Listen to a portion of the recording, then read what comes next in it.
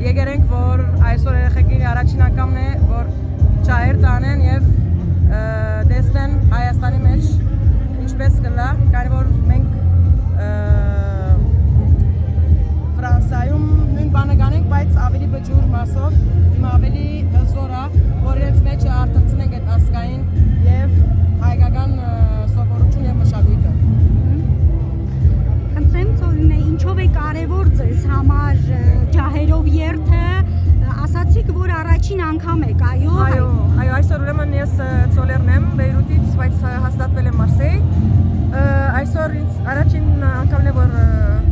Երևանում կգտնվեմ իմ զավակների հետ, իմ երեխաների հետ։ Այսօրվա ինձ համար շատ մեծ նշանակություն ունի։ Իմ երազն էր, որ այստեղ լինեմ ապրիլ 23-ի, որ գնանք ջահերով երթ